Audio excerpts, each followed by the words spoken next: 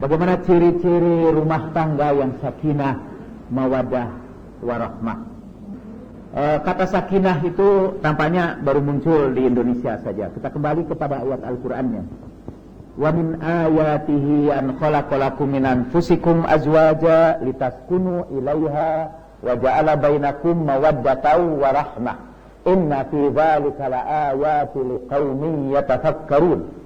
Sesungguhnya di antara tanda-tanda kebesaran Allah itu ialah Allah jadikan bagi kamu pasangan-pasangannya supaya kamu memperoleh sakinah bersamanya, atau supaya kamu tentram hidup bersamanya. Kata litas kunu dalam bahasa Arab berarti bertempat tinggal. Tapi kata lain dari litas kunu ilaiha ialah supaya hati kamu cenderung kepadanya.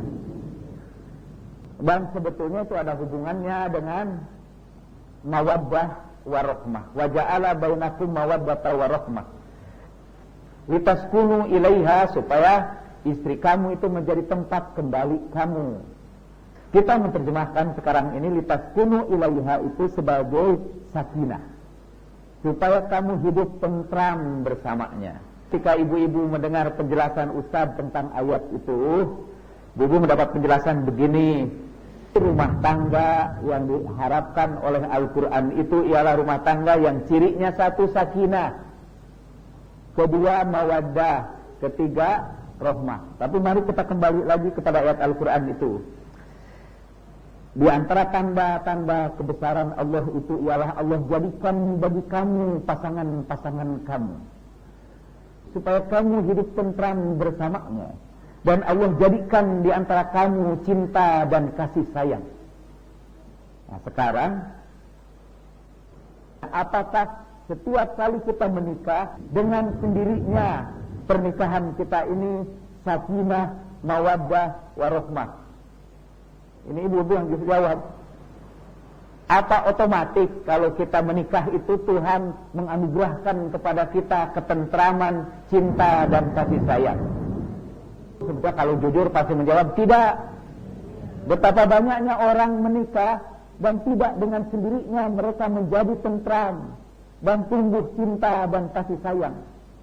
Malah banyak cinta dan kasih sayang itu tumbuh sebelum nikah.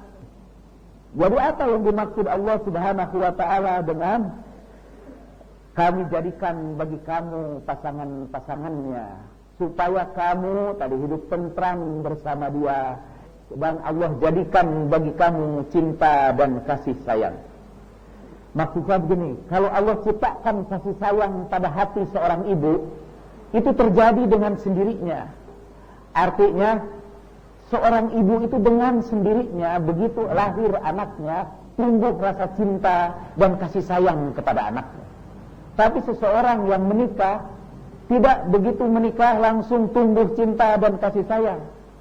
Bahkan ada banyak pernikahan yang dipertahankan tanpa cinta dan kasih sayang di dalamnya. Apakah kalau begitu pernikahan itu batal karena tidak tumbuh cinta dan kasih sayang di dalamnya? Ada juga pernikahan itu yang tidak ada ketentramannya sama sekali. Ada buku dalam bahasa Sunda judulnya Hate Rajet Kabawa Pae, sakit hati di bawah mati. Jadi tidak seluruhnya rumah tangga itu dengan sendirinya tentram, penuh cinta dan penuh kasih sayang. Jadi ibu harus mengatakan sekarang ini ada perasaan berdosa pada sekian banyak orang kalau pernikahannya itu tidak ada ketentraman di dalamnya dan tidak ada cinta dan kasih sayang di dalamnya. Karena apa mereka berdosa? Tidak menjalankan petunjuk Al-Quran. Karena menurut penafsiran mereka dalam rumah tangga itu kita perlu mempunyai rumah tangga yang penuh sakinah, mawaddah, warahmah. Kalau tidak sakinah, mawaddah dan warahmah, kita berbuat dosa karena menjalankan rumah tangga tidak sesuai dengan petunjuk Allah Subhanahu wa ta'ala. Kan gitu. Nah, ini sebenarnya ada hubungannya dengan poligami, ada hubungannya dengan menyikapi suami yang merasa paling benar sehingga tidak ada dialog. Suami yang sudah paling benar, tidak ada dialog, itu pasti keluarganya itu tidak tentram dan malah diragukan cinta dan kasih sayang dalam keluarga itu. Bagaimana menyikapi suami atau istri yang selingkuh, itu pasti juga keluarga yang tidak tentram, tidak ada cinta dan kasih sayang. Saya baru saja membaca sebuah buku tentang buku psikologi, tapi judulnya After the Affair. Apa yang terjadi setelah salah satu di antara pasangan melakukan selingkuh. Buku itu menarik secara psikologis. Bagaimana menjalin kembali sebuah rumah tangga setelah dia melihat salah satu pasangan itu selingkuh. Dan pasangan selingkuh jelas menurut penafsiran itu adalah keluarga yang tidak sakinah, tidak mawaddah, dan tidak ada rahmahnya di situ. Poligami juga dianggap, poligami itu diharamkan, kata sebagian orang, karena poligami itu menyebabkan keluarga itu tidak lagi sakinah, tidak lagi tentram. Mana ada kata keluarga yang poligami yang dipenuhi dengan ketentraman, tidak ada sakinah di dalamnya. Kalau poligami itu harus mengikuti Al-Quran, maka usahakanlah supaya keluarga itu tetap tentram sambil poligami. Tapi semua misalnya poligami, memulai poligaminya dengan sering memukuli istrinya, sampai akhirnya dia tentram, tidak lagi bergejolak, tidak lagi memberontak. Tapi tidak memberontaknya karena dipukuli, dianiaya. Untuk apa Pak Puspo menganiaya istrinya? Untuk melaksanakan perintah Al-Quran supaya keluarga itu sakinah, mawaddah, warahmah. Dan menurut saya boleh jadi itu keluarga itu sakinah, tapi tidak ada mawaddah dan rahmah di dalamnya. Ada juga kan ibu-ibu, keluarga yang sudah digoncangkan oleh perselingkuhan, tapi dia berusaha pertahankan keluarga itu demi anak-anak, demi status sosial, demi macam-macam, demi yang lain. Kadang-kadang demi alasan ekonomi di antara mereka. Itu keluarga katanya tidak ada sakinah di dalamnya. Dan boleh jadi juga tidak ada mawaddah dan tidak ada rahmah. Tapi dipertahankan aja. Sakinah itu namanya, kata dia penuhi yang pertama. Saya cuma mengajak berpikir aja. Sekarang apa yang dimaksud keluarga sakinah oleh ibu-ibu dulu? Itu sakinah dulu sebelum mawaddah warahmah. Apa yang dimaksud keluarga sakinah dulu? Menurut kebanyakan antara kita, sakinah itu keluarga yang tentram, keluarga harmonis, tidak ada pertengkaran di dalamnya, tidak ada berantem di dalamnya, rukun dan damai. Cek bahasa Sunda nama neti kata kotrek itu, artinya dua-duanya sudah nenek-nenek dan kakek-kakek, dua-duanya sudah pakai. Tapi karena rukunnya, karena sakinahnya, mereka berjalan berdua sampai pakai truk. Itulah katanya nama keluarga sakinah. Banyak orang mengatakan bahwa itulah keluarga sakinah adalah keluarga yang dicontohkan oleh Nabi Sallallahu Alaihi Wasallam. Karena Nabi contoh kita. Apa betul keluarga Rasulullah itu keluarga sakinah dalam pengertian itu tidak pernah ada pertengkaran, selalu rukun dan damai, tidak pernah ada pemberontakan dari istrinya? Apa betul keluarga Rasulullah itu seperti itu? Coba ya. Kalau sakinah itu artinya tentram, tidak pernah bertengkar, tidak pernah berantem, selalu rukun dan damai, layut kaditu kadia gitu. Kalau itu ukurannya, maka Rasulullah bukan contoh yang utama bagi kita dalam keluarganya. Kalau itu pengertiannya, maka pelanggar pertama ajaran Al-Quran ini adalah Rasulullah Sallallahu Alaihi Wasallam. Dan saya tentu tidak setuju. Saya mendingan tidak setuju sama ustadznya ketimbang harus menyalahkan Rasulullah tidak mengikuti ajaran Al-Quran. Saya ceritakan kepada ibu-ibu sekarang keluarga Rasulullah Sallallahu Alaihi Wasallam. Apa keluarga Rasulullah itu aman, damai, tidak ada pertengkaran sampai hari akhir? Misalnya lah, pernikahan Rasulullah dengan Aisyah. Apa yang diceritakan tentang pernikahan Rasulullah dengan Aisyah? Hadis-hadis apa pernikahan Rasulullah dengan Aisyah? Hadis-hadis yang indah-indah. Karena itu diceritakannya oleh Aisyah. Misalnya katanya, sampai orang-orang Persis itu menjadikan ini sebagai dalil bahwa tidak batal bersentuhan dengan perempuan. Karena Aisyah pernah berkata, Rasulullah sudah berwudu dan ia memeluk dan mencium saya sebelum beliau melakukan sholat. Waduh, hebat benar ini mawaddah warahmah. Karena sebelum sholat pun Rasulullah mencium Aisyah. Masih kata Aisyah, Rasulullah mengembuskan nafasnya yang terakhir di atas pangkuanku. Itu indah lagi kan? Indah lagi. Mungkin nanti para ustadz menjelang hari matinya dipanggil istrinya, dan dia meminta pangkuannya, kemudian dia menghembuskan nafasnya terakhir sesuai dengan sunnah Rasulullah seperti yang dilaporkan oleh Aisyah. Atau Aisyah bercerita bahwa di malam hari Rasulullah meminta izin kepadanya untuk melakukan salat malam saja, beliau meminta izin. Itu kata Aisyah. Sebagian besar itu benar, bahwa Rasulullah itu sangat mesra memperlakukan istri. Itu benar. Walaupun Rasulullah meninggal di pangkuan Aisyah, itu hanya hayalan Aisyah. Karena dari Aisyah sendiri ada dua laporan yang bertentangan.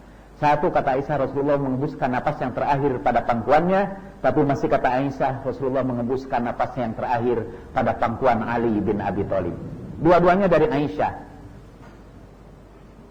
Tapi bahwa Rasulullah sangat mesra memperlakukan istrinya itu benar. Rasulullah tidak pernah memukuli istrinya. Rasulullah tidak pernah membentak istrinya. Rasulullah tidak pernah memaki-maki istrinya. Rasulullah kadang-kadang menghargai emosi istrinya, asalkan tidak keterlaluan. Misalnya pernah salah seorang istri Nabi yang pintar memasak. Jadi suatu saat dia mengirimkan makanannya, kebetulan Nabi beserta Aisyah, berikan makanan itu kepada Aisyah. Begitu Aisyah menerima kiriman makanan itu, ya ngadeg-deg sana, bergetar, berguncang, marah, dan dijatuhkan, pecah. Makanannya itu berhamburan. Sampai Aisyah minta maaf kepada Rasulullah sallallahu alaihi wasallam. Apa kifaratnya ya Rasulullah? Kifaratnya ialah engkau ganti dengan makanan yang sama. Dan itu berat buat Aisyah karena dia tidak bisa masak. Rasulullah marahnya seperti itulah misalnya. Dan dia jelaskan kifaratnya. Jadi Rasulullah itu emang mesra gitu. Tapi ibu-ibu, ada yang banyak juga cerita Aisyah bagaimana mereka bertengkar dengan Rasulullah sallallahu alaihi wasallam. Malah mereka melawan Nabi sampai bekerja sama untuk menyakiti hati Nabi. Ini sebuah goncangan yang terjadi dalam keluarga Nabi, karena istri-istri Nabi melakukan pemberontakan kepada Nabi dan bekerja sama untuk menyakiti hati Nabi. At-Tahrim mulai ayat 3, 4, 5, 6, 7 ya. Saya baca terjemahannya saja. Dan ingatlah ketika secara rahasia Nabi membicarakan satu peristiwa kepada salah seorang istrinya Hafsah. Lalu dia menceritakan peristiwa itu kepada Aisyah. Saya membaca terjemahan persis. Dan Allah memberitahukan peristiwa itu kepadanya. Lalu Nabi memberitahukan kepada Hafsah sebagian dan menyembunyikan sebagian yang lain. Maka ketika Nabi memberitahukan pembicaraan itu kepada Hafsah, dia bertanya, siapa yang telah memberitahukan hal ini kepadamu? Nabi menjawab, yang memberitahukan kepadaku adalah Allah yang maha mengetahui, maha teliti. Jika kamu berdoa bertaubat kepada Allah, maka sungguh hati kamu berdua telah condong. Dan jika kamu berdua saling bantu-membantu menyusahkan Nabi, maka sungguh Allah menjadi pelindungnya dan juga Jibril dan orang yang paling saleh di kalangan kaum mukminin. Dan selain itu malaikat-malaikat adalah penolongnya. Saya disebutkan wa in tazaharu alaih, walaupun kalian berdua, maksudnya Aisyah dan Hafsah, bahu membahu untuk menyakiti hati Nabi. Apa kita katakan bahwa keluarga Nabi itu bukan keluarga sakinah? Masa keluarga sakinah itu istrinya bahu-membahu untuk menyakiti hati Nabi? Kalau ibu-ibu itu termasuk madhab yang mengikuti contoh para sahabat, ibu bisa bahu-membahu untuk menyakiti hati suami. Karena ada contohnya dari Aisyah. Dan kemudian Allah berfirman, Allah mengancam, jika Nabi menceraikan kamu, boleh jadi Tuhan akan memberi ganti kepadanya dengan istri-istri yang lebih baik dari kamu, perempuan-perempuan yang patuh, yang beriman, yang taat, yang bertobat, yang beribadah, yang berpuasa, yang janda dan yang perawan. Itu setelah ayat ini sambungannya, wahai orang-orang yang beriman, peliharalah dirimu dan keluargamu dari api neraka yang bahan bakarnya adalah manusia dan batu, penjaganya malaikat-malaikat yang kasar dan keras, yang tidak durhaka kepada Allah terhadap apa yang Dia perintahkan kepada mereka dan selalu mengerjakan apa yang diperintahkan. Ini saya sekali lagi ngajak ibu-ibu berpikir aja. Ternyata keluarga Nabi tidak seindah seperti ceritakan para ustadz. Banyak sekali goncangan-goncangannya. Jadi sekarang kita harus mendefinisikan apa yang dimaksud dengan keluarga sakinah itu. Saya mau tanya sama ibu-ibu itu, kira-kira apa maksudnya? Yang dimaksud keluarga sakinah itu. Kira-kira apa itu keluarga sakinah itu? Salakinu genah ya. Kira-kira karena ternyata banyak sekali goncangan-goncangan dalam kehidupan keluarga Nabi itu. Pernah ada orang datang kepada Rasulullah Sallallahu Alaihi Wasallam menghibahkan dirinya. Seorang perempuan itu datang kepada Nabi menawarkan dirinya, dan turun ayat Al-Quran yang mengizinkan Nabi, kalau engkau mau, ambillah perempuan yang menghibahkan dirinya itu. Mendengar itu Aisyah langsung berkata kepada Nabi, ya Muhammad, betapa cepatnya Tuhan kamu memenuhi hawa nafsumu. Apa itu keluarga yang tentram? Kalau ibu-ibu ini termasuk Aisyah, itu organisasi perempuannya Muhammadiyah, gitulah ngomong sama suami. Dan yang diajak ngomong itu, dimarahinya itu bukan sembarang suami, itu Rasulullah Sallallahu Alaihi Wasallam. Betapa cepatnya Tuhan memenuhi hawa nafsumu. Bayangkan. Apa kita akan berkata? Nabi ternyata gagal mendidik istrinya. Nabi tidak berhasil membina keluarga sakinah, mawaddah, warahmah.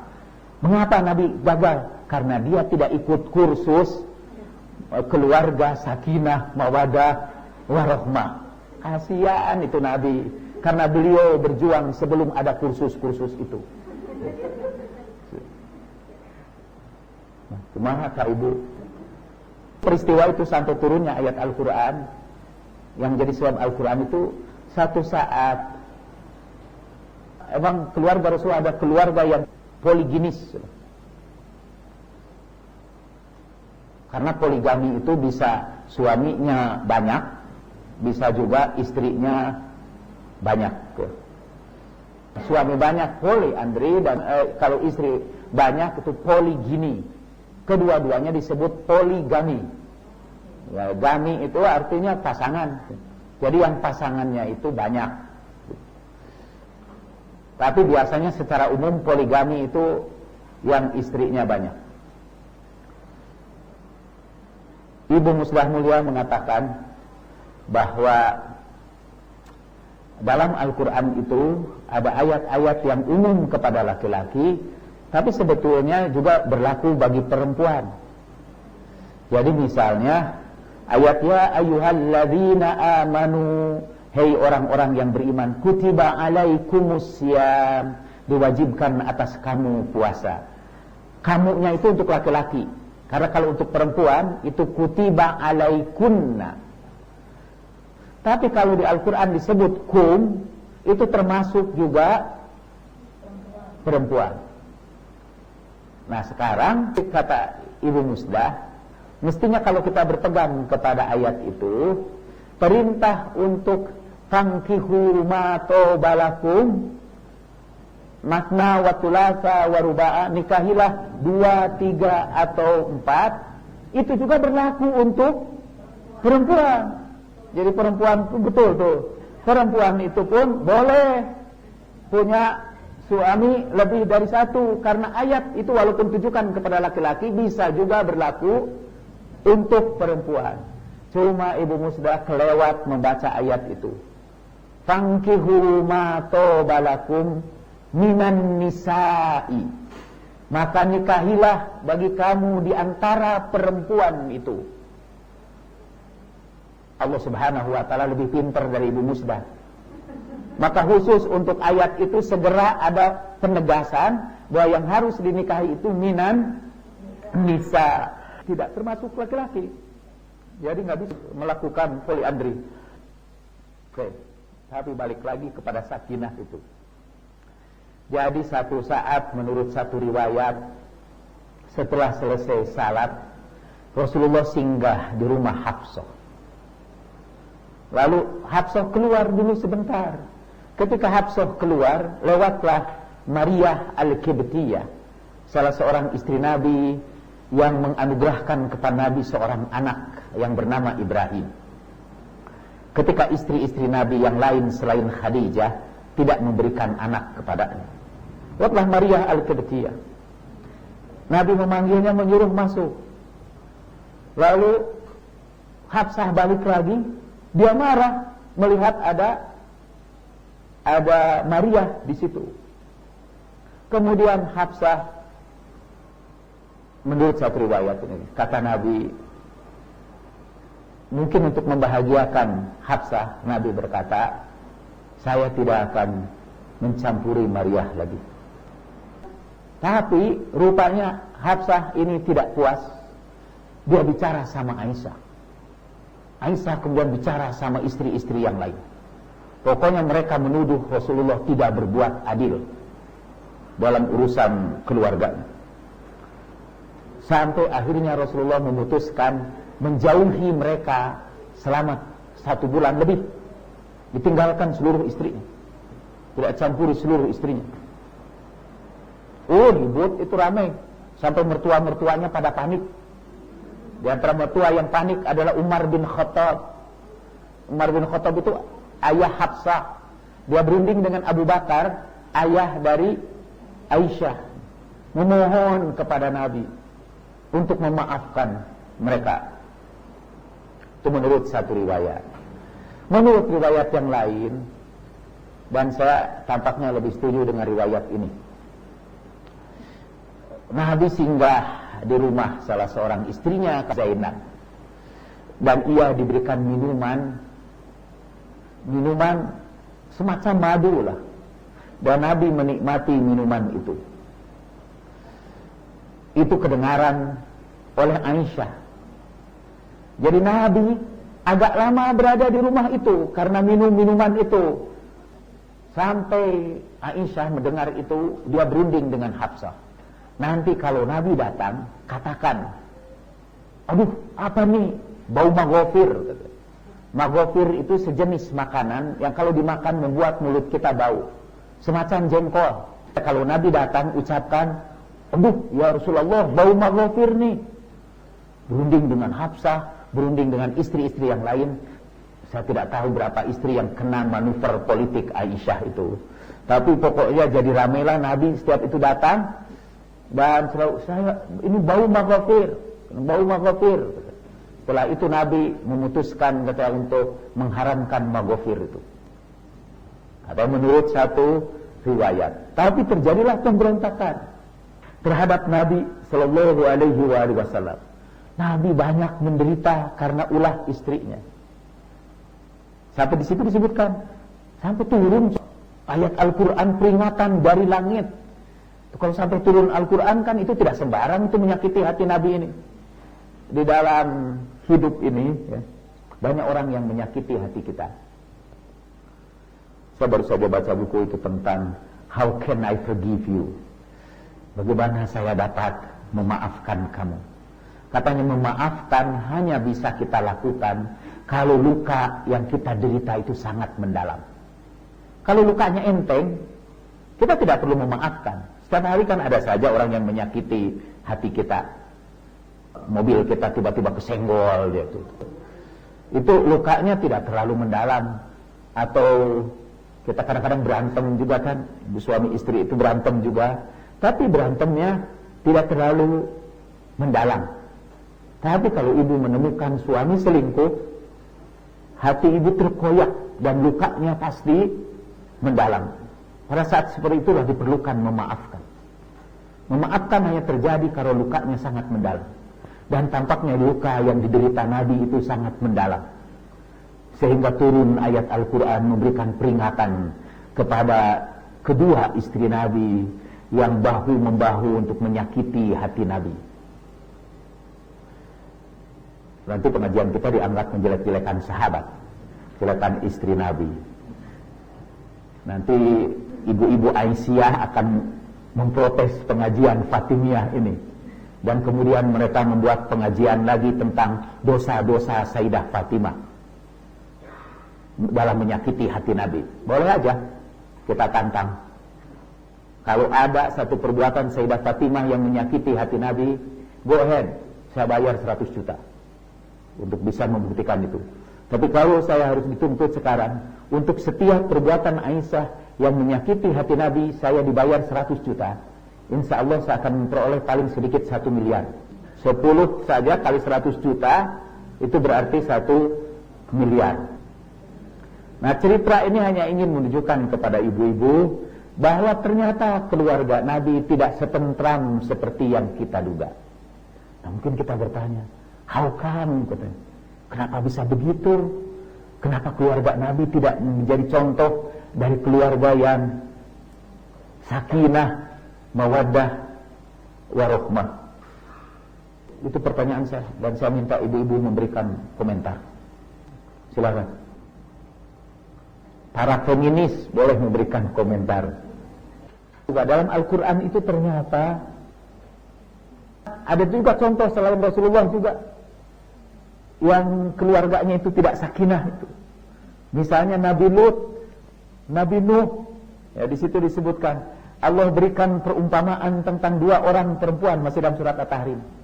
Kedua-duanya di bawah suami yang soleh, tetapi mereka berkhianat kepada keduanya.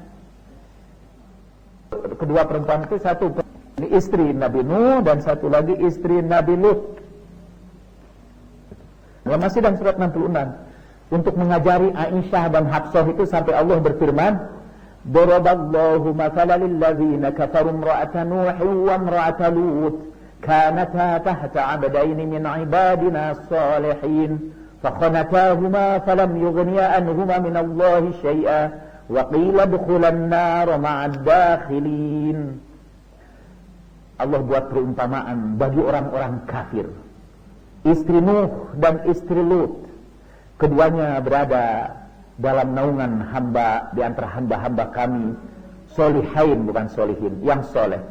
Keduanya berkhianat kepadanya dan suaminya tidak membantu mereka sedikit pun, dan dikatakan kepada kedua istri Nabi ini, udkhulan nar ma'ad dakhilin, masuklah kamu ke neraka beserta orang-orang yang masuk ke neraka. Istri Nabi aja bisa masuk neraka gitu. Assalamualaikum warahmatullahi wabarakatuh. Waalaikumsalam. Dari kisah di dalam Al-Quran yang disampaikan oleh Ustadz tadi, sebagai orang awam, saya mensikapinya begini, Ustadz. Karena yang dikisahkan adalah istri-istri setelah Khadijah meninggal. Menurut pendapat saya orang awam, itu menunjukkan bahwa Nabi saja begitu menghadapi kehidupan yang sangat bergejolak pada saat berpoligami. Sekalipun Allah ya menyatakan bahwa silahkan menikahi perempuan-perempuan 2, 3, dan 4 kalau kamu sanggup berlaku adil, itu artinya hanya menurut saya hanya sebagai ya bukan iming-iming saja ya saudara. Sebetulnya ditegaskan adalah kamu itu sebetulnya sulit berlaku adil. Lihat kan contohnya Nabi. Nah itu yang kemudian menurut saya alangkah sulitnya poligami itu diterapkan.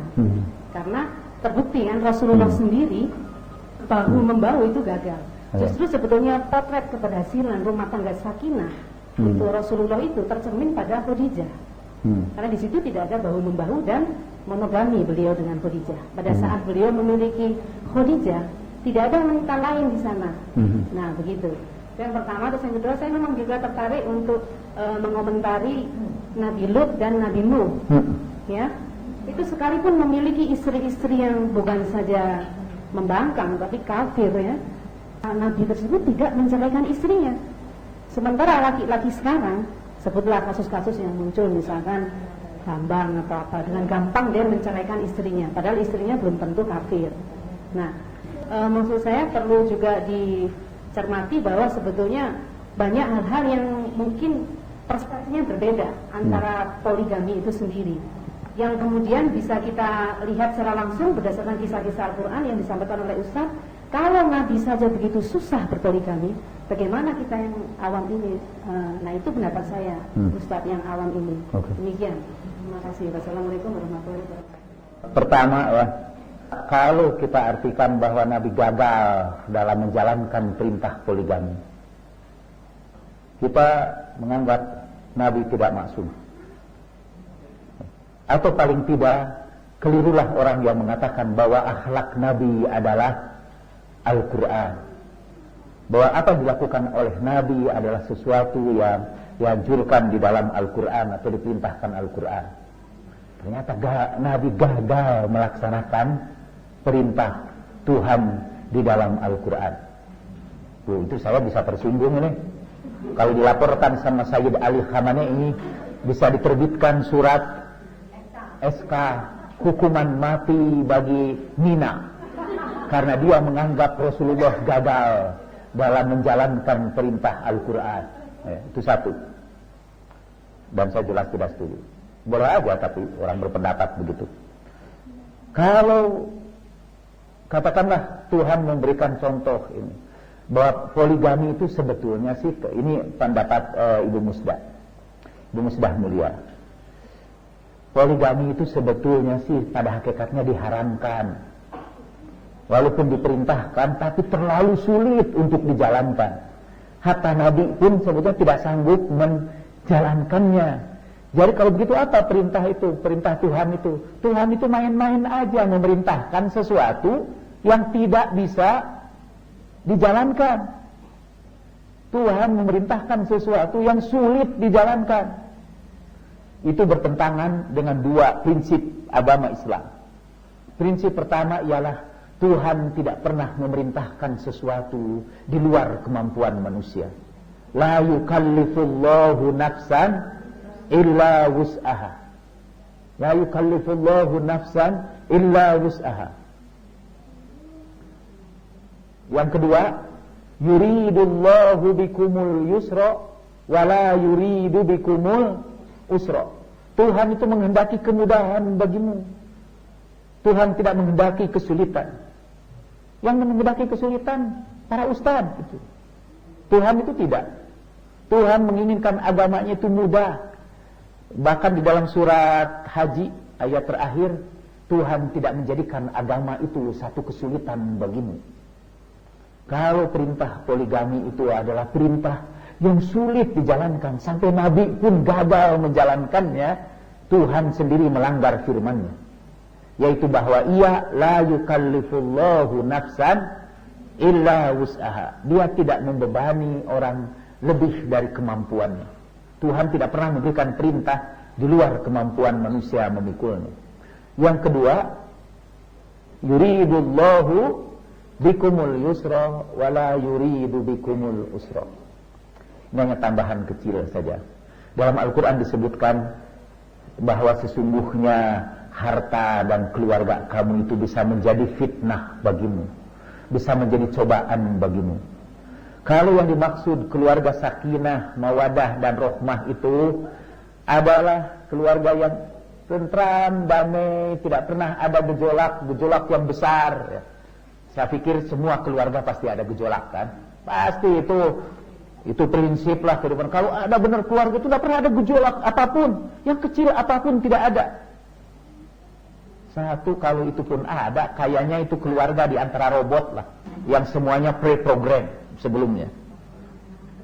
Setiap keluarga pasti ada gejolaknya, kecil-kecil. Nah, kita bagi saja, ada keluarga yang gejolaknya kecil-kecil, sehingga mereka berjalan tentram. Percayalah, itu keluarga mayoritas. Mayoritas seluruh keluarga ini, itu keluarga yang gejolaknya itu kecil-kecil, sehingga ya bisa pass by lah, kita bisa ignore aja. Itu 99% dari keluarga itu ada bami-bami aja itu.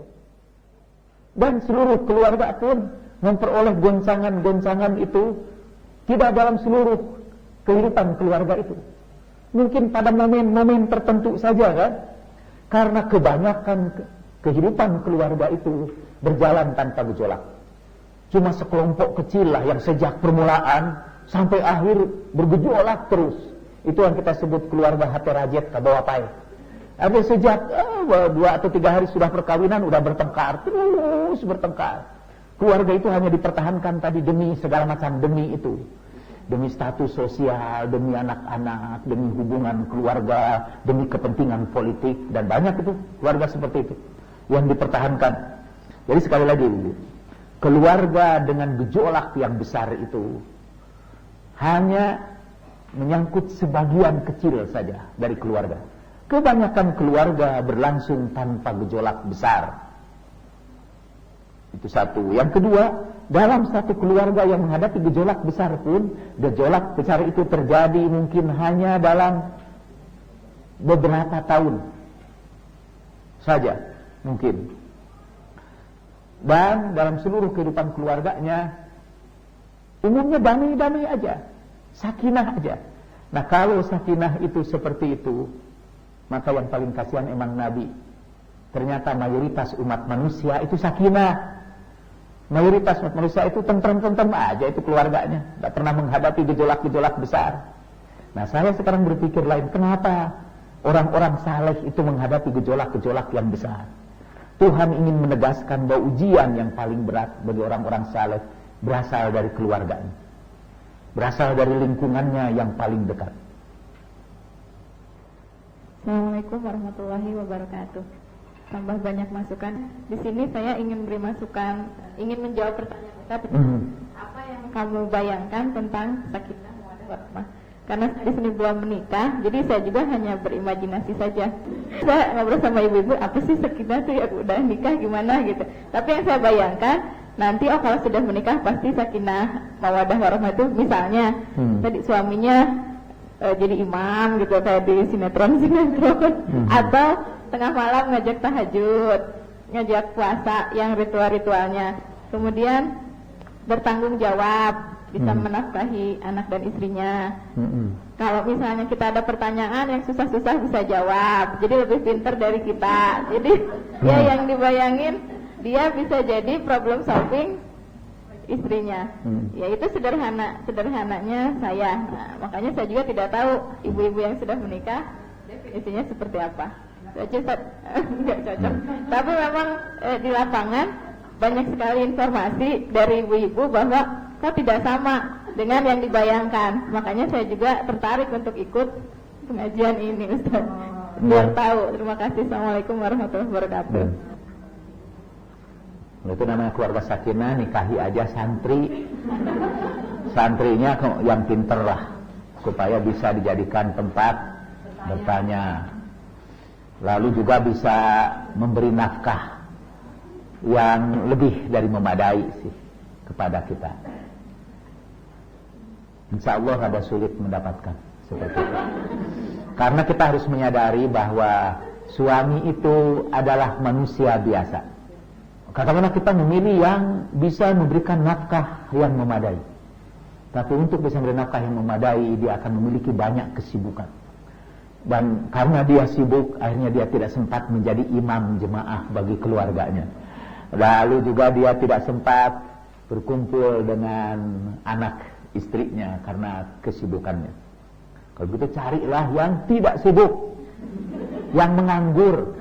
Nah, yang menganggur itu insya Allah bisa jadi imam bareng-bareng. Setiap sholat bisa bareng. Tapi kelaparan gitu. Jadi janganlah Bu, jangan terlalu lengkap itu persyaratannya ya. Kita harus mencari suami itu, tak tahu, terserah.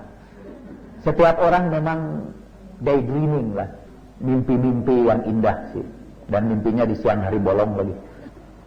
Untuk memenuhi itu, insya Allah itu amat sulit kita dapatkan.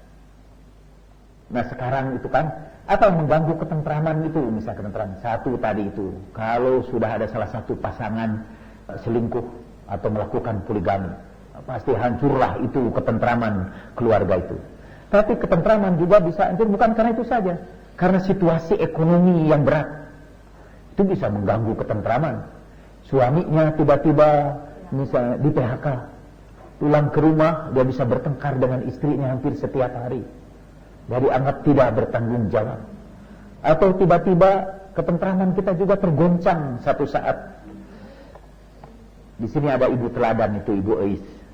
Menurut saya dia ibu teladan yang mendapat goncangan luar biasa karena suaminya jatuh sakit. Sampai sekarang Ibu ya, udah berapa tahun? Udah 14 tahun. Suaminya dalam keadaan lumpuh lah, tidak bisa bergerak dari tempat tidurnya. Itu goncangan besar. Nah, apakah kita sebut keluarga seperti itu bukan keluarga sakinah, kan? Karena keluarga yang ditempa oleh prahara dan damai, oleh prahara yang menggoncangkan kedamaian dalam keluarga itu. 14 tahun yang lalu, tentu Ibu Eis ini masih muda. Coba. Nah, menurut saya keluarga itu tidak sakinah kalau digoncangkan oleh musibat itu. Misalnya Ibu Eis itu 14 tahun yang lalu, dia tinggalkan suaminya, dia cari suami lain yang lebih sehat. Dan Ibu Eis adalah manusia biasa juga, seperti ibu-ibu yang lain. Tapi beliau berkhidmat kepada suaminya, mempersembahkan seluruh hidupnya untuk melayani suaminya, betapapun besarnya prahara yang menimpanya. Saya mempunyai tetangga, Ibu Agus di situ, tetangga saya. Itu suaminya juga lumpuh, pernah kena stroke dan lumpuh, sekarang hampir tidak bicara, dan itu sudah berlangsung mungkin lebih dari 5 tahun. Semuanya dilakukan di tempat itu. Dan dalam perkhidmatannya itu kan, seringkali suaminya marah-marah, maki-maki dia. Belum karena suaminya adalah sumber ekonominya, dengan situasi seperti itu, keluarganya juga tergoncangkan karena keadaan ekonominya. Tapi Ibu Agus memilih untuk berkhidmat kepada suaminya dan tetap setia di sampingnya.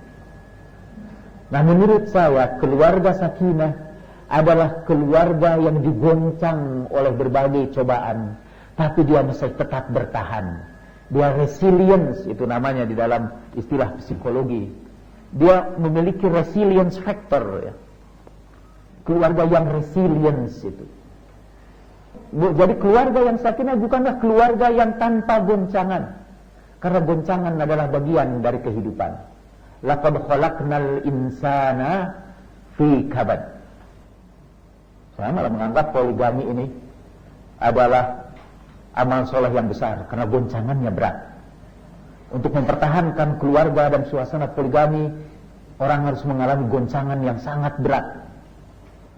Dan keluarga sakinah ialah keluarga yang tetap resilience, tetap tabah menghadapi berbagai goncangan di dalam kehidupan itu.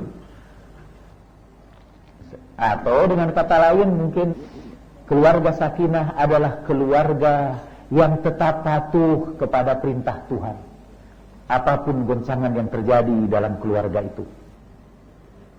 Saya menambahkan karena Khadijah disebut tadi itu. Jadi mungkin yang dimaksud itu keluarga sakinah itu ialah keluarga Nabi ketika beliau bersama Khadijah. Pada waktu Rasulullah bersama Khadijah, pada situasi monogami, Rasulullah berhasil menjalankan syariat Islam. Beliau berhasil menjalankan perintah Allah, dan beliau gagal setelah poligami. Jadi setengah dari keluarga beliau itu berada dalam kegagalan, setengah dari keluarganya berada dalam keberhasilan. Paling tidak kita setengahnya mendiskreditkan Nabi. Jadi Nabi hanya bisa dicontoh yang setengahnya aja itu. Yang setengahnya lagi tidak usah dicontoh, malah jangan dicontoh.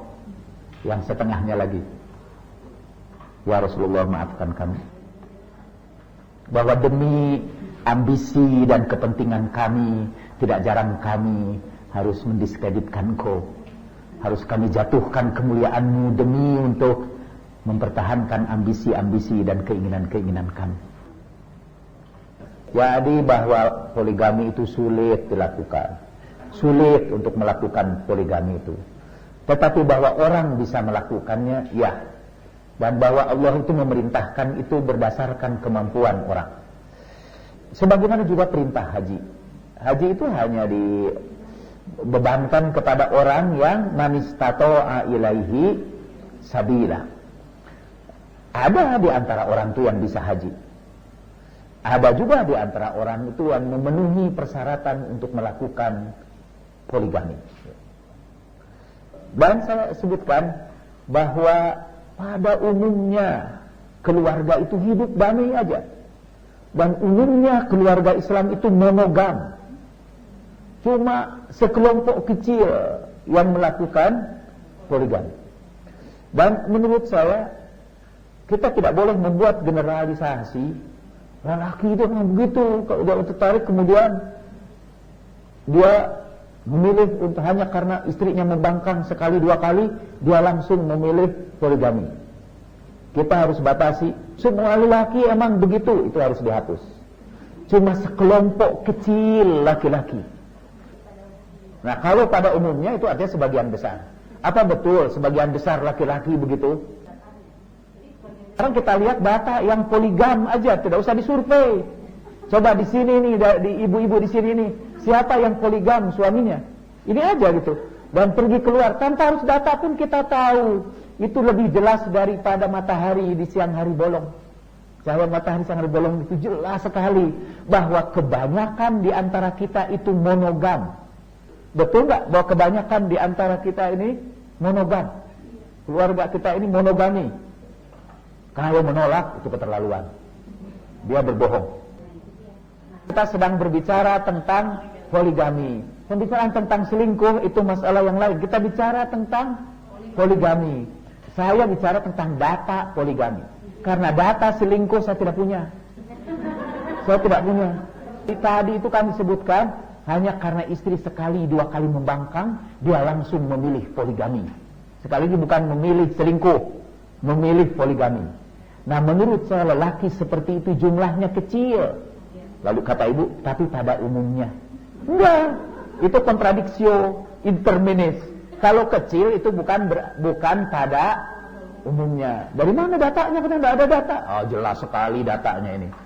Bolehlah dilakukan penelitian, saya bisa taruhan bahwa kebanyakan keluarga kita itu monogami. Dan hanya sedikit di antara kita itu yang poligami.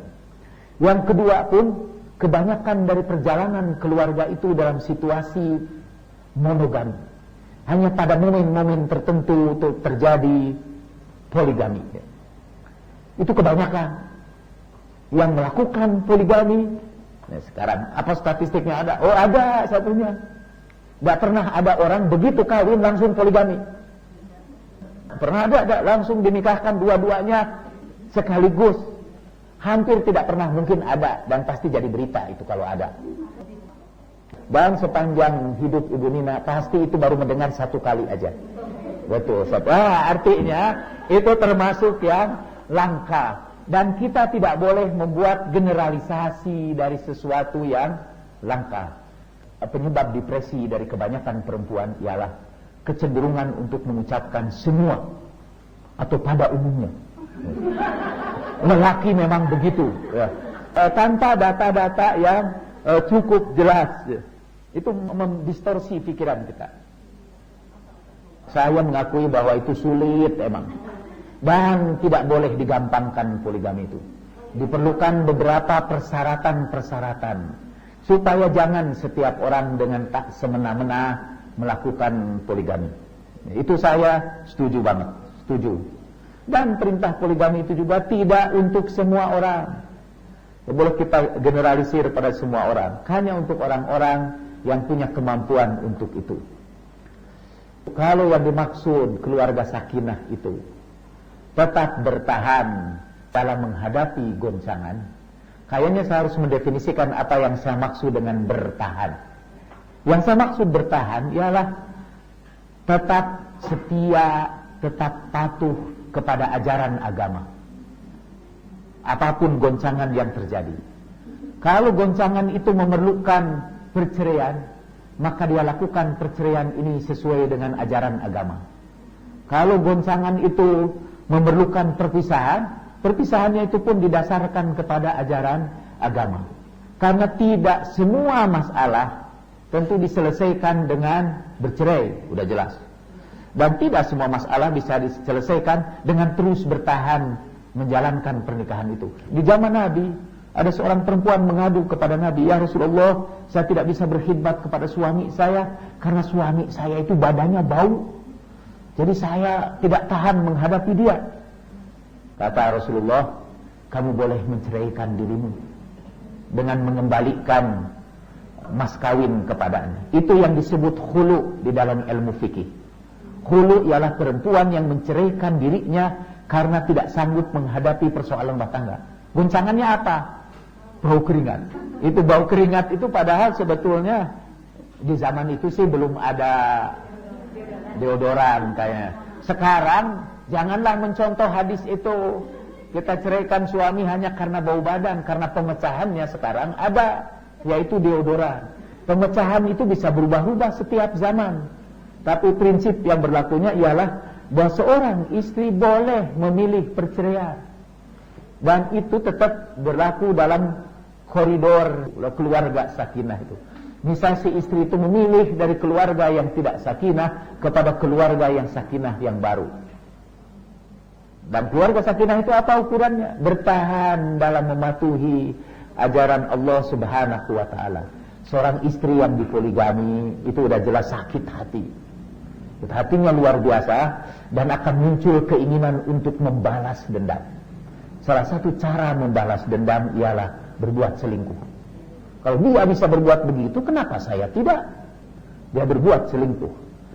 Itulah yang melanggar keluarga sakinah. Karena keluarga dipertahankan dengan melanggar ajaran Tuhan, dengan melecehkan Allah Subhanahu wa ta'ala. Kabar-kabar melecehkannya dengan memujinya. Tuhan kan maha penyayang, pastilah Tuhan ngerti kenapa saya berbuat begini. Assalamualaikum warahmatullahi wabarakatuh. Waalaikumsalam warahmatullahi wabarakatuh. Begini Ustadz, saya sebetulnya agak prihatin dengan masukan-masukan dari beberapa pihak wanita yang mereka lebih memilih biarkan saja suami saya selingkuh, benar, asalkan dia kembali lagi kepada saya. Mereka lebih cenderung seperti itu begitu. Jadi saya lebih tidak suka dia melakukan poligami, dan saya lebih suka membiarkan mata saya tertutup, telinga saya tidak mendengar bahwa dia menikah lagi. Lebih baik dia berselingkuh. Menurut Ustadz bagaimana tentang hal itu? Terima kasih. Itu benar, Bu. Mayoritas perempuan lebih memilih suaminya selingkuh ketimbang melakukan poligami. Mayoritas perempuan. Dan saya ada datanya. Itu ada datanya. Naik tobing, pasti tahu ya, naik tobing. Di Jakarta pernah melakukan research, penelitian, tanya sahabat ibu-ibu, mana yang ibu-ibu pilih, suami jajan atau poligami? Hampir 98% memilih suaminya jajan. Artinya apa Pak? Kalau ibu-ibu mau jujur, artinya ibu-ibu memilih suami melanggar syariat Islam ketimbang melakukan syariat Islam. Nah, itu harus diakui. Dan itulah ciri keluarga yang tidak sakinah, yaitu lebih baik melanggar syariat Islam daripada menjalankan syariat Islam. Atau dengan kata lain, lebih sakit hati kalau suaminya poligami ketimbang selingkuh. Kata tadi, asal kembali kepada saya. Karena ada ini penelitian di Indonesia, ini penelitian di Amerika. Hasilnya begini nih, penelitian di Amerika, pertanyaannya lebih canggih dari pertanyaan itu, mau jajan atau tidak. Ini tentang masalah, karena di Amerika sih di beberapa negara bagian poligami dilarang. Tapi jelas perselingkuhan banyak terjadi, poligami dilarang. Di beberapa negara bagian perselingkuhan pun bisa dituntut secara hukum apabila sudah diketahui, misal kepergok atau melalui detektif, itu bisa dituntut secara hukum, bisa dijebloskan ke pengadilan, ke penjara. Nah, dari penelitian mereka, suami bisa mentolerir, suami bisa menerima istri yang mencintai lelaki yang lain selain dia, atau mencintai lelaki lain dan tidak mencintai dia. Suami itu bisa mentolerir. Tapi suami tidak bisa mentolerir istrinya tidur dengan laki-laki lain. Ada penjelasannya katanya secara evolusi. Di dalam proses evolusi itu suami atau binatang-binatang jantan ingin yakin bahwa anaknya itu memang benih dari dia. Jadi kalau istri itu tidur dengan laki-laki lain, dia kan tidak bisa menjamin itu, dan itu berada dalam alam bawah sadar dia, kata. Jadi sekali lagi, suami bisa menerima istrinya mencintai lelaki yang lain, tapi tidak bisa menerima istrinya tidur dengan lelaki yang lain. Perempuan sebaliknya, kata. Perempuan bisa menerima suaminya tidur dengan perempuan yang lain, tapi tidak bisa menerima suaminya mencintai yang lain. Itu pada penderitaan yang berat bagi seorang istri. Nah, di dalam poligami, situasi itu terjadi. Apa yang menyebabkan perempuan itu sakit hati? Bukan karena suaminya tidur dengan yang lain. Karena buktinya kalau jajan tidur dengan yang lain, that's okay, it's fine to me. Tapi dia mulai protes karena ketakutan bahwa suaminya lebih mencintai yang lain daripada dirinya. Itu lukanya berat. Karena itu sekiranya misalnya diumumkan juga ada data penelitian, mungkin tapi saya belum mengumpulkan data. Ada istri ketua Ijabi Jawa Tengah mengumpulkan data tentang ini, tapi tidak sampai kepada pertanyaan ini, yaitu tentang mut'ah. Kayaknya kebanyakan perempuan lebih setuju suaminya mut'ah ketimbang poligami. Mengapa? Karena dalam mut'ah itu boleh jadi tidak ada ikatan cinta. Bisa jadi itu hanya sekedar memuaskan hawa nafsu saja. Mungkin mereka lebih cenderung itu ketimbang ini. Asal juga mut'ahnya kepada orang yang kira-kira tidak akan menyebabkan suaminya lebih mencintai dia ketimbang dirinya, ya. Saya pikir penelitian itu benar juga nih kayaknya. Ini menurut perasaan ibu gimana? Saya lagi melakukan penelitian ini. Tadi udah saya ketahui bahwa ternyata kebanyakan perempuan kan lebih senang suaminya jajan ketimbang melakukan poligami. Dan ibu layak prihatin untuk itu, untuk kaum-kaum ibu. Malah sekarang ini ada juga kecenderungan nih, orang-orang yang melakukan poligami, perempuan-perempuan yang melakukan poligami dikecam luar biasa. Tapi perempuan-perempuan yang selingkuh dianggap biasa. Masih penelitian naik tebing. Itu perempuan yang selingkuh itu katanya 1 di antara 7 orang gitu di Jakarta, perempuan itu melakukan selingkuh. Dan itu selingkuh udah dianggap normal. Dan kadang-kadang juga keluarganya juga menerima. Ajaibnya, ya. Tetapi kalau ada seorang perempuan melakukan poligami, dia bisa dihujat, dia bisa dijatuhkan kehormatannya, dia bisa direndahkan hanya karena dia memilih poligami. Nggak tahu, ini saya juga bingung. Kalau kata anak-anak muda itu, lak. Artinya kita ternyata lebih membenarkan pelanggaran syariat ketimbang. Saya tidak bermaksud mendoktrin ibu-ibu lah. Udah cukuplah itu kelompoknya ini Ibu Aryani itu. Kelompok Ibu Aryani itu didoktrin. Dulu enggak tahu kelompoknya sekarang apa masih itu juga. Feminis dia ya. Di situ tuh didoktrin betul-betul. Di kalangan orang-orang PKS sampai sekarang ada doktrin seperti itu. Saya tentu tidak setuju dengan doktrin itu. Saya tidak termasuk penganjur poligami. Saya juga tidak termasuk penentang poligami. Tapi biarlah orang melakukan poligami kalau ia mampu melakukannya. Dan kita harus memberikan apresiasi kepada pelaku poligami yang bisa menjalankan poligaminya dengan baik. Nina bisa terima itu enggak? Kalau saya boleh menyimpulkan sedikit dari pembicaraan Ibu yang cantik tadi dan juga sedikit rangkuman dari Bapak barusan yang terakhir, barangkali apakah boleh dikatakan bahwa mayoritas wanita pada umumnya, mayoritas ya, secara tersirat menghalalkan zina ketimbang poligami. Barangkali itu kalimat yang tepat ya Pak ya. Nah oleh karena itu saya mungkin salah satu di antaranya itu juga, karena nggak mau suami saya diambil orang. Berdosakah, sangat berdosakah kalau demikian ya Pak ya, apabila suatu saat suami saya menikah kembali kemudian saya menerimanya dengan ikhlas, insya Allah mudah-mudahan dapat pahala besar ya Pak. Tapi untuk mendapatkan itu semua sulit. Mungkin secara pribadi akan mudah, hanya yang menyulitkan adalah pihak-pihak di samping kita ya Pak ya. Kita sudah ikhlas nih Pak secara pribadi, tapi kompor dari kiri kanan, dari keluarga, terutama dari masyarakat yang selalu mengecam bahwa suami si A ini kurang ajar kan. Padahal orang yang mengatakan itu tidak tahu intaran kita itu seperti apa barangkali ya Pak ya. Seperti contohnya Ustadz kita Agim, saya rasa mungkin Teh Nini itu ikhlas, betul-betul ikhlas, dan dia merupakan salah satu dari wanita muslimah yang soleha ya Pak ya. Tapi mengapa masyarakat kita ini, ya kita juga termasuk ibu-ibu ini, kok selalu menentang gitu, bahkan selalu memberikan sedikit spirit kompor yang kurang baik untuk seolah-olah Teh Nini itu jadi panas, sehingga dia jatuh sakit, sehingga dia agak sedikit lengah dalam keikhlasannya gitu. Nah dalam hal ini saya ingin menghimbau barangkali ya Pak ya, marilah kita sebagai wanita janganlah mengecam dan janganlah memberi kompor atau memanas-manasi orang yang telah menikmati keikhlasannya untuk dimadu oleh suaminya. Barangkali itu saja Bapak. Assalamualaikum warahmatullahi wabarakatuh. Ya, itu bagian terakhir dicatat ya. Ada kecenderungan ini emang orang untuk ngompor-ngompori penderitaan seorang istri yang dipoligami.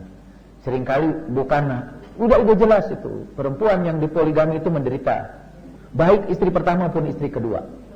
Jangan pernah berpikir bahwa istri kedua itu tidak dihujat oleh orang sekitarnya. Dia dianggap merebut suami orang, dia dianggap baru mengambil suaminya ketika suaminya sudah berhasil dalam hidupnya. Dia datang di belakangan dan ngacak-ngacak semuanya gitu. Dan dia juga bisa dihujat oleh keluarganya. Dan yang paling berat ialah, percayalah bahwa orang yang menerima poligami, jangan tanya apakah terpaksa atau tidak terpaksa. Kalau orang yang menerima poligami itu udah menderita. Apa hak kita untuk mengoleskan garam di atas luka hatinya? Itulah yang dilakukan oleh ibu-ibu. Ketika dia menemukan ada seorang istri dipoligami, dia oleskan garam itu dalam lukanya, dan dia tertawa renyah menikmati penderitaan perempuan itu. Ngeri nih, kalian jahat tuh. Itu mengoleskan derita itu, ngompor-ngompori, manas-manasi gitu ya. Katanya juga ada perempuan itu, yang perempuan terutama misalnya istri pertama, dia ingin agar orang-orang itu tidak tahu, dan dia ingin dia hidup dalam ilusinya bahwa orang-orang itu tidak tahu. Kita malah gitulah ya, sekali lagi untuk mengoleskan garam dalam lukanya yang dalam. Boleh jadi, tadi saya sudah cerita, mungkin satu saat saya akan cerita tentang pelupan psikologis tentang how can I forgive you. Tadi saya sudah sebutkan bahwa memaafkan itu hanya terjadi apabila lukanya sangat mendalam. Tetapi juga memaafkan itu mensyaratkan agar luka itu tidak lagi didalamin. Dia bisa menyembuhkan luka itu dengan memaafkan. Udahlah kalian kira-kira lama-kelamaan istri itu akhirnya menerima itu, dan dia bisa memaafkan misalnya suaminya. Tapi datanglah ini yang ngompor-ngomporin bu, dikorek-korek lagi lukanya, padahal lukanya udah kering. Terus ayah iam tadi dengan anu hidung ngaten apa luka itu tuh. kering, dikerok lagi itu lukanya oleh ibu-ibu itu yang di sekitar itu, Bu. Ibu-ibu, dan biasanya yang suka ngobrol gitu tuh ibu-ibu, bapak-bapak sih tidak peduli. Juga buktinya tentang A'agim ya. A'agim itu kan sebetulnya mendukung bapak-bapak sih. Mendukung bapak-bapak, tapi ketika ibu-ibu protes, karena kebanyakan jemaah A'agim itu ibu-ibu. Ibu-ibu protes dan A'agim drop jatuh. Betul-betul jatuh pedagang-pedagangnya, sampai beberapa perusahaannya sekarang mau dijual dan beberapa pegawainya digabungkan di satu tempat gitu. Itu jatuh gitu. Karena ibu-ibu meninggalkannya. Dan setelah ibu-ibu meninggalkannya, bapak-bapak tidak menggantikannya, Bu. Iya, bapak kan tidak ada. Mestinya bapak-bapak yang dukung A'agim itu enggak. Jadi memang bapak-bapak, Bu, kayaknya tidak begitu peduli dengan masalah itu. Yang peduli dengan masalah itu emang ibu-ibu. Jadi bapak-bapak kayaknya enggak suka ngompor-ngompori. Yang suka ngompor-ngompori itu ibu-ibu. Enggak tahu, mungkin ada sejenis gangguan kejiwaan, yaitu menikmati penderitaan orang lain ya. Dan kalau bisa kita tambah penderitaannya, bukan membantu mengobatinya gitu ya. Pertanyaan terakhir. Fatimah mau nanya. Aduh. Assalamualaikum warahmatullahi wabarakatuh. Waalaikumsalam. Walaupun saya seorang perempuan, saya bingung saya harus memilih nomor berapa karena saya sama sekali tidak termasuk dalam nomor itu. Jadi saya ingin bertanya sebagai saya sudut pandang seorang anak. Menurut pengalaman saya, banyak sekali teman-teman saya itu yang perilakunya menyimpang karena faktor dari ayah dan ibunya, ayah dan ibunya yang di nomor-nomor itu. Dan saya sendiri percaya bahwa sebenarnya masalah-masalah seperti ini itu tidak hanya harus disikapi oleh ayah dan ibunya saja. Karena suatu permasalahan ini adalah permasalahan keluarga, maka harus diselesaikan juga satu keluarga itu. Betul. Maka dari itu anak pun seharusnya termasuk dilibatkan. Nah, saya sendiri jadi ingin menanyakan bagaimana seharusnya seorang anak menyikapi hal-hal seperti ini. Ya karena itu banyak sekali teman-teman saya itu yang akhirnya perilakunya itu menjadi menyimpang karena faktor-faktor ini gitu. Dan saya jadi ikut prihatin juga gitu. Dan kemudian saya juga ingin menanyakan kepada Ustadz sebagai seorang pria, sebenarnya tujuan poligami itu apa sih? Karena saya tadi bingung gitu, orang ngomongin poligami dengan poligami, tapi sebenarnya tujuan dari poligami itu sendiri itu apa gitu. Terima kasih Ustadz. Assalamualaikum. Ada yang bagus usulan dari Bapak. Kalau terjadi masalah keluarga, poligami itu sejenis goncangan dalam keluarga. Itu yang harus diajak bicara bukan hanya kedua belah pihak suami istri, tetapi juga anak-anak. Anak-anak juga harus diajak bicara, diajak berunding. Dan kedua, memang kalaulah kita buat beberapa syarat untuk poligami, maka syarat yang pertama berunding dengan keluarga. Dan kalau pun sudah terjadi, ajak keluarga itu berbincang-bincang bagaimana mengatasi masalah itu. Yang kedua, lakukanlah poligami ketika pendidikan anak itu sudah melewati masa-masa kritisnya. Artinya janganlah melakukan poligami bagi keluarga-keluarga muda ketika anaknya masih memerlukan keluarga yang stabil. Tapi lakukanlah poligami setelah bebek-bebek itu sudah sanggup berenang sendiri tanpa harus ada bimbingan ibunya atau bapaknya. Ketika anak-anak itu masih menempuh, sudah menyelesaikan pelajarannya, paling tidak itu syaratnya supaya tidak terganggu. Anaknya sudah dewasa, sudah matur, dan kalau dia sudah matur begitu kan, insya Allah dia akan bisa mengatasi gelombang itu. Jadi itu ini saran yang sangat bagus ini dari Fatimah, itu Eine Deutsche. Ini perempuan Jerman itu yang dibesarkan di SD-nya SMP ya. SD aja di Jerman dan sekarang mau kembali lagi ke Jerman nih Fatimah. Dan di Jerman pasti dilarang itu poligami nanti. Tetapi di sana diperbolehkan selingkuh.